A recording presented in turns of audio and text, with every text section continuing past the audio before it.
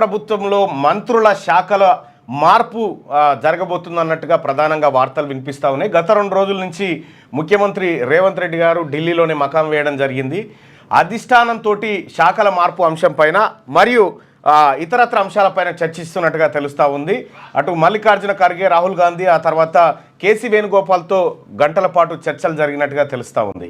అయితే ఇదే అంశం పైన చర్చించేందుకు అధిష్టానం బట్టి విక్రమార్క గారిని, ఉత్తమ్ కుమార్ రెడ్డి గారిని ఇద్దరిని కూడా ఢిల్లీకి పిలిచినట్టుగా తెలుస్తూ ఉంది. సో అంతా అనుకున్నట్టుగా జరిగితే ఇప్పుడున్నటువంటి శాఖల్లో కొంతమంది మంత్రుల శాఖలు మారేటువంటి అవకాశం కనిపిస్తూ ఉంది. సో ఏమేం శాఖలు మారుతాయి, ఎట్లా మారుతాయి, ఏం జరగబోతా ఉంది అనేది ఒకసారి చూద్దాం. ముఖ్యమంత్రి రేవంత్ రెడ్డి ఏ శాఖ మీద కొద్దిగా అసంతృప్తి ఉన్నాడు, ఏ సీనియర్ మంత్రి శాఖల మార్పు కోసం కోరుకుంటా ఉన్నారనేది ఒకసారి మనం పరిశీలించి చూద్దాం. సో ఇప్పుడు కొత్తగా 3 మంత్రులు ప్రమాణ స్వీకారం చేసిరు, కానీ వాళ్ళకి పోర్ట్ఫోలియోలు ఇంకా కేటాయించబడలేదు. దీంట్లో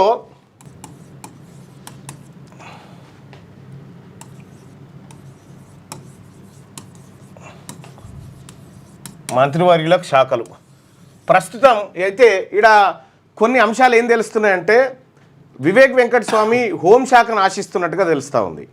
హోంశాఖ వివేక్ వెంకటస్వామి కోరుతున్నట్టుగా తెలుస్తూ ఉంది. ఇదే అంశం పైన చర్చ జరుగుతున్నట్టుగా ఒక అంశం ఉంది. మీడియాలో మాత్రం ఆయన అధిష్టానం ఎలాంటి శాఖను అప్పగించినా నేను బాధ్యతతో నిర్వహిస్తా, ప్రభుత్వానికి మంచి పేరు తీసుకొస్తా అనేటువంటి మాట చెప్తున్నప్పటికి కూడా వ్యక్తిగతంగా ఏదో మనసులోనైతే ఉంటుంది కదా, ఈ శాఖ కావాలి, ఆ శాఖ కావాలనేటువంటి అంశం అయితే ఉంటుంది. కాబట్టి ఆయన హోంశాఖను ఆశిస్తూ ఉన్నాడు. అయితే అధిష్టానం మదిలో ఏముంది, అధిష్టానం వైపు ఏం జరుగుతూ ఉందనేది ఒక్కసారి మనం మాట్లాడుకుంటే, ఇక్కడ దామోదర్ రాజనరసింహ గారు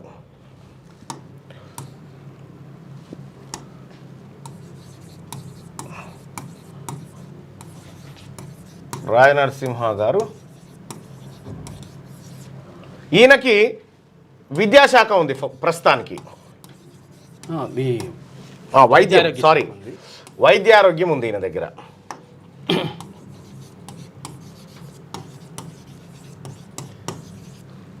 ఇప్పుడు ఈయన అత్యంత సీనియర్ మంత్రి. వాస్తవానికి ఉమ్మడి రాష్ట్రంలో కూడా సీనియర్ మంత్రి, ఉమ్మడి రాష్ట్రంలో ఉప ముఖ్యమంత్రిగా పనిచేసినటువంటి అనుభవం ఉన్నటువంటి వ్యక్తి దామోదర్ రాజనరసింహ గారు. అయితే ఈయన గతంలో ఉప ముఖ్యమంత్రిగా ఉన్నటువంటి సందర్భంలో ఉన్నత విద్యాశాఖను ఈయననే చూసిండు. ఉన్నత విద్యాశాఖ ఈయన చూసిండు. అయితే ఇప్పుడు ప్రస్తుతం విద్యాశాఖ ముఖ్యమంత్రి గారి దగ్గర ఉంది. ముఖ్యమంత్రి గారు ఆ పోర్ట్ఫోలియోని ఏ మంత్రులకు కేటాయించలేదు.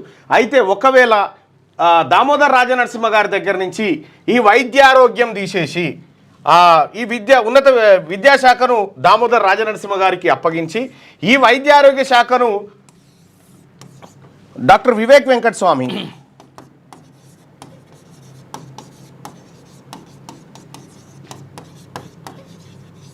మొన్న ప్రమాణ స్వీకారం చేసినటువంటి డాక్టర్ వివేక్ వెంకటస్వామి కి ఇచ్చే అవకాశం. ఎందుకంటే ఆయన స్వయాన డాక్టరు, ఎంబీబీఎస్ డాక్టర్ కాబట్టి వైద్య ఆరోగ్య రంగం పైన అతనికి కొంతవరకు పట్టుంది.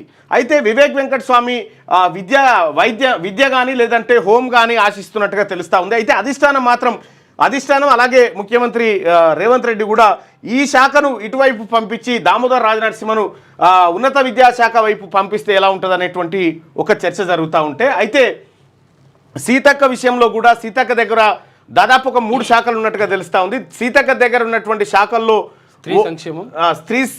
స్త్రీ మరియు శిశు సంక్షేమంతో పాటు పంచాయతీరాజ్ శాఖ కూడా ఆమె దగ్గరే ఉంది.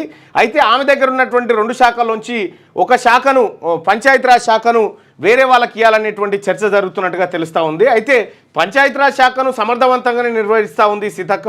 ఈ 3 శాఖలను సమన్వయం చేసుకుంటూనే ముందుకు పోతున్నటువంటి పరిస్థితిలో సీతక్క పోర్ట్ఫోలియోను మార్చి ఇక్కడ కొండా సురేఖకు గతంలో మంత్రి పదవి చేసినటువంటి అనుభవం ఉన్నటువంటి ఆడబిడ్డ, ఆమె దేవాదాయము ప్లస్ ఫారెస్ట్ చేయడంతో చాలా చిన్న శాఖలు అవి.